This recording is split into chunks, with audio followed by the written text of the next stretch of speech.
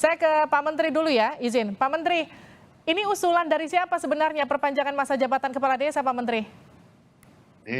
Pertama, Assalamualaikum warahmatullahi wabarakatuh. Mas Waalaikumsalam. Doli, Mas Arman yang saya banggakan, Mbak Liviana. Jadi ceritanya kalau dirunut dari ke belakang itu memang cukup panjang sebenarnya.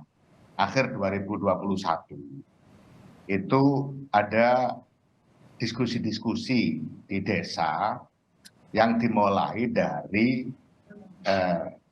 kegelisahan atas kondisi desa pasca Pilkades. Sebagaimana kita semua maklum bahwa asas pengaturan desa itu kan ada 13, Mbak. Asas rekognisi, pengakuan terhadap hak asal-usul, asas subsidiaritas, asas kebersamaan, kegotong royongan, kekeluargaan, musyawarah, demokrasi, kemandirian, sampai pada keberlanjutan. Nah, semua itu adalah nilai-nilai luhur yang kemudian dituangkan di dalam sebuah regulasi yang sangat bagus agar nilai-nilai luhur nggak sampai mengalami penurunan. Nah, dalam konteks Pilkades, bagaimana juga kita maklumi, pasca Pilkades itu friksinya, ketegangannya itu agak lama selesainya. Kenapa agak lama? Karena calon yang menang maupun yang kalah, tim sukses yang menang maupun yang kalah bergaul terus setiap hari, ketemu terus. Oke. Ada yang syukuran, yang sini tersinggung, agak kecewa. Beda dengan bupati. Kalau bupati kan setelah menang atau kalah nggak ketemu lagi dengan warganya. Paling 2 bulan bahkan setengah tahun, baru setelah pelantikan baru ketemu lagi. Nah, dari situ sebenarnya diskusinya. Yang kedua juga ada kegelisahan, bukan hanya masalah itu, tapi masalah eksistensi perangkat desa. Jadi perangkat desa itu statusnya nggak jelas, P3K bukan, ASN bukan, sehingga gaji perangkat desa atau yang disebut dengan silpa, penghasilan tetap, itu seringkali hampir semua itu tidak diterima tiap bulan. Ada yang 3 bulan, 6 bulan baru diterima dan seterusnya, karena memang menggunakan skema ADD. Nah, begitu juga terkait dengan penguatan masyarakat di dalam keterlibatan perencanaan, pelaksanaan dan pembangunan.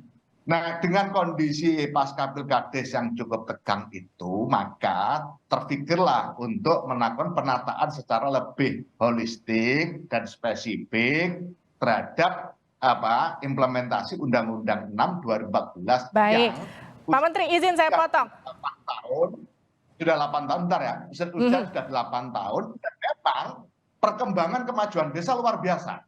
Kebijakan Pak Presiden mengalirkan dana hal percepatan luar biasa. Nah, dinamikanya menjadi butuh segera diatur lebih bagus, lebih akomodatif di dalam Undang-Undang Nomor 6 2014 dalam bentuk review atau revisi. Nah, dari situlah awal muasalnya. Baik, tapi kemudian gini Pak Menteri, izin saya potong.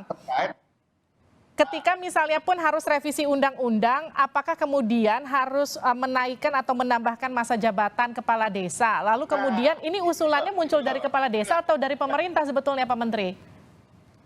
Betul, inilah kemudian ya termasuk di dalamnya bicara tentang masa jabatan kepala desa.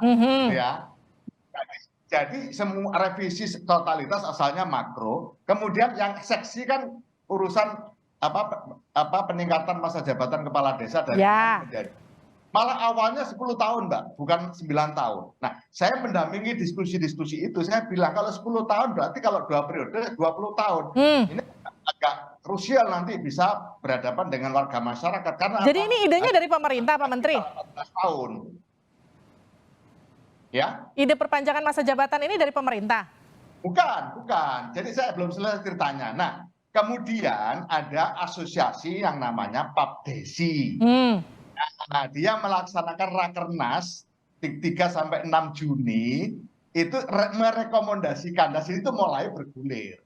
Mulai bergulir agak mengkristal, kemudian agak mencuat. Itu adalah memang salah satu rekomendasi dari rakernas PAPDESI yang dilaksanakan di Semarang. Jadi itu ceritanya.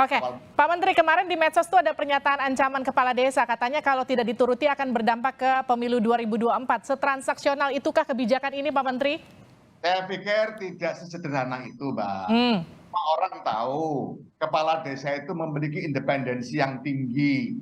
Kepala desa itu tidak begitu tergantung ke atas, tapi sangat tergantung ke bawah, ke masyarakatnya. Atasan minta B, kalau masyarakatnya cenderung C, pasti kepala desanya lebih ikut ke C. Oke. Itulah kondisi kepala desa. Jadi kalau kemudian dikaitkan dengan transaksi politik dan sebagainya, menurut saya kok terlalu jauh dan itu agak kurang memberikan positioning kepala desa pada posisi yang proporsional yang selama ini terjadi di warga masyarakat. Tapi sikap Presiden seperti apa Pak Menteri sejauh ini menyikapi hal ini? Sementara ini Pak Presiden kalimat yang terakhir beliau sampaikan adalah hari ini masa jabatan kepala desa 6 tahun 3 periode. Oke, 18 tahun. 9 tahun, 2 periode, silakan dibahas di DPR. Itu pernyataan dan itu sangat normatif. 9 tahun 2 periode, Mbak. Ya, ini yang perlu dicatat.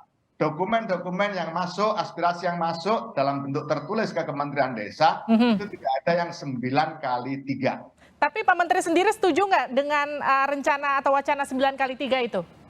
Ya, kita tidak bicara setuju atau tidak setuju, Mbak. Saya memfasilitasi. Tidak boleh bersikap sebelum Presiden bersikap. Baik.